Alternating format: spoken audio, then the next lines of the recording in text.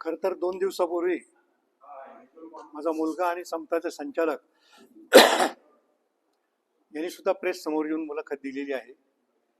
गेले 2 दिवस मी पतसंस्था फेडरेशनच्या कार्यक्रमानिमित्त कोल्हापूरला होतो, त्यामुळे आज पुन्हा तुमच्या समोर येत आहे. आणि त्याची कारणं अशी आहेत की 2 दिवसात पुन्हा काही विपर्यस्त वृत्त वर्तमानपत्रामध्ये आलेलं आहे की बोंधू खरातचा मी भक्त होतो, बोंधू खरातचा मी एका कार्यक्रमात सत्कार केला, बोंधू खरातच्या मी पाया पडलो.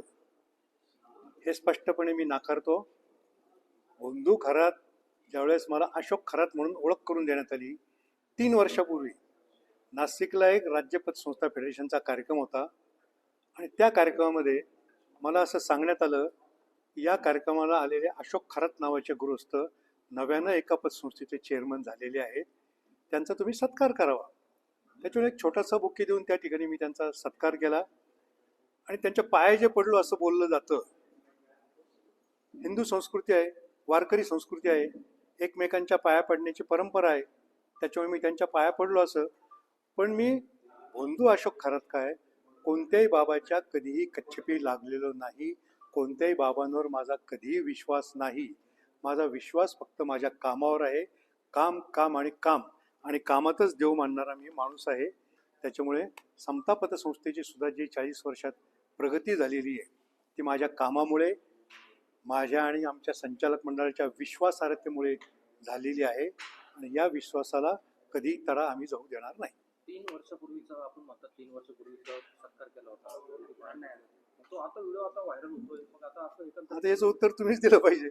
काय वाटतं मला तर आता तो व्हिडिओ तुमचा पाहिल्यानंतर मला समजलं की मला आठवावं लागलं की या खरातला आपण कधी भेटलो. आमच्या नाशिकच्या काही कार्यकर्त्यांना मी विचारलं, त्यावेळेस त्यांनी सांगितलं की अशा अशा कार्यक्रमात ते आले होते आणि आमच्या आग्रहाखातर तुम्ही त्यांचा सत्कार केला होता. काका, इलेक्शनच्या दरम्यान आपण असं एक विधान केलं होतं की मी एका थोर शास्त्र याला भेटलो, देशातल्या मोठ्या ज्योतिषीला भेटलो, सुवर्ण काळाला. एक लक्षात घ्या, माझा ज्योतिषीवर कधी विश्वास नव्हता आणि कधीही नाही. मी जे काही बोललो होतो ती इलेक्शन स्ट्रॅटेजीचा भाग होता. आमच्या कार्यकर्त्यांचा उत्साह वाढावा म्हणून ते विधान माझ्याकडून केलं गेलं होतं. माझा ज्योतिषावर अजिबात विश्वास नाही. काय नागरिकांना जे आहे ते आव्हान करण्यासाठी कोण जो व्हिडिओ व्हायरल म्हणता की जुना प्रकरण आहे, जुना व्हिडिओ आहे, तरी आता बाहेर येतोय नव्याने, त्यांना मीच तुम्हाला पत्रकारांना हा प्रश्न विचारेल की असे जुने व्हिडिओ काढून काही पत्रकार व्हायरल करतायत ते त्यांनी टाळलं पाहिजे. जी 40 वर्षात विश्वासार्हता आम्ही मिळवलेली आहे त्या विश्वासाला असा कुठं तडा जाऊ देता कामा नये. मी स्वतः पतसंस्था चळवळीकरता वाहून घेतलेला माणूस आहे. राज्यातल्या पतसंस्था चळवळीला शिस्त लावण्याचं काम मी करतो, त्यांचा आर्थिक स्तर उंचावण्याचं काम मी करतो. माझ्याकडून अशी गोष्ट कदापि होणार नाही. आणि विशेषतः समता पतसंस्थेमध्ये लिक्विडिटी, समताने जे काही लिक्विडिटी बेस्ड प्रोटेक्शन स्कीम तयार केलेली आहे तिच्या अंतर्गत तब्बल 60 लाख रुपयाच्या ठेवी आमच्या सगळ्या ठेवीदारांच्या सुरक्षित आहेत. मीडियाला मी एकच आव्हान करेल, तुम्ही बातम्या नक्की द्या पण विपर्यस्त वृत्त देऊ नका. आमच्याकडे त्या अकाउंटमधून 5-6 कोटीचे व्यवहार झालेले आहेत. शेकडो कोटी रुपयाचा गैरव्यवहार, 60 कोटी रुपयाचा गैरव्यवहार, असं विपर्यस्त वृत्त कृपया मीडियाने देऊ नये. पोलीस तपासात या गोष्टी समोर आलेल्या आहेत की 60 कोटीचा व्यवहार जो 130 खात्यांमधून झाला आहे त्यातील 2 कोटी जे आहेत ते जगदंबा माता पतसंस्था आहे आणि बाकीचे उर्वरित समता पतसंस्थेमधून आलेले आहेत. अजिबात तसं झालेलं नाही. इतक्या प्रकारची रक्कम अजिबात पोलीस तपासात सुद्धा उघड झालेली नाही. पोलिसांनी आम्हाला जी माहिती मागवली ती पुढच्या पहिल्यांदा सांगितल्यानंतर 2 तासात आम्ही सगळ्या कागदपत्रांची पूर्तता पोलिसांना करून दिलेली आहे. संस्थाकडून सांगण्यात आलं होतं की केवायसी करूनच हे सगळं 100 हो. उघडण्यात आलं. हो, मात्र आता काल जे आहे नामकरण आवडे त्यांचे आपल्याकडे 6 अकाउंट आहे परिवाराचे, त्यांनी सांगितलं आम्हाला माहितच नाही, मग हे खाते उघडले कसे? केवायसी डॉक्युमेंट त्यांचे क्लिअर आहेत, त्यांनीच त्यांच्या मुलाखतीमध्ये मला वाटतं सांगितलेलं आहे. आता ते जे म्हणतात मी प्रत्यक्ष आलेलो नाही ही त्यांची पश्चातबुद्धी आहे आणि त्यांनी कोणाच्या सांगण्यावरून उघडले असतील ते सगळ्या जनतेला माहिती आहे. त्यांचे पुस्तक लिहिलेलं आहे, मला वाटतं मी नामकरण का काहीतरी अशा नावाचं, त्यात त्यांनी अनेक पानं कॅप्टन खरातवर खर्च केलेले आहेत. त्याचे कॅप्टन खरातचे भक्त होते ते. कॅप्टन खरात सांगल तसं ते ऐकत होते.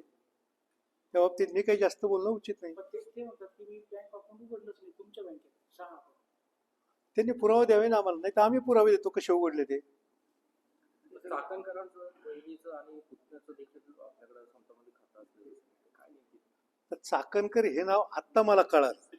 पोलिसांनी जेव्हा विचारलं त्यावेळेस आम्हाला कळालं की चाकणकर या नावाचे खाते आमच्याकडे उघडले गेलेले आहेत. चाकणकर शेकडो असू शकतात महाराष्ट्रामध्ये.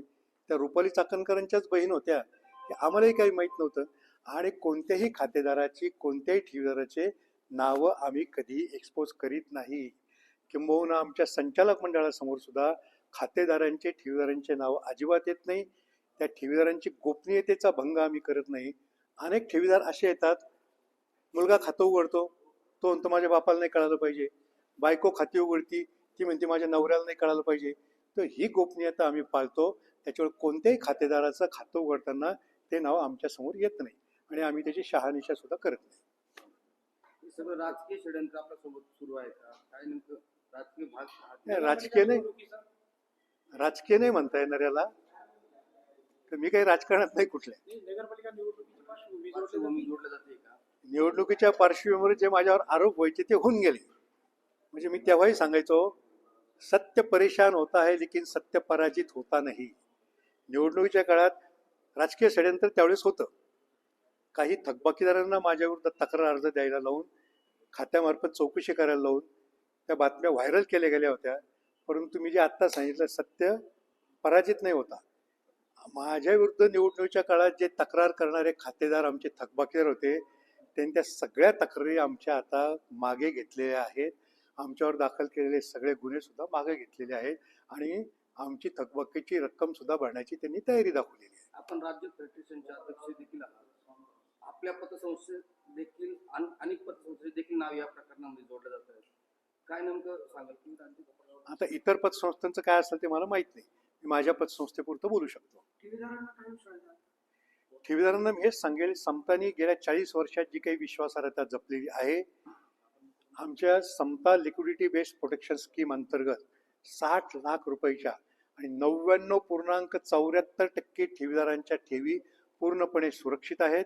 त्या आम्ही कधीही परत देऊ शकतो. आणि आत्तापर्यंत ज्या ज्या वेळेस आमच्यावर प्रसंग आले ठेवीदारांनी आम्हाला पूर्ण सहकार्य केलेलं आहे, पूर्ण विश्वास आमच्यावर दाखवलेला आहे. आजही मी सगळ्या शाखांचा आढावा घेतोय. कुठल्याही ठिकाणी कुठल्याही शाखेत ठेवीदारांची रांग अजिबात लागलेली नाही. ठेवीदार अतिशय समाधानी आहेत. ठेवीदार अतिशय आमच्या आनंदी आहेत आणि हाच विश्वास त्यांनी आमच्यावर कायम ठेवावा अशी आपल्या माध्यमातून माझी सर्वांना विनंती आहे. ओके.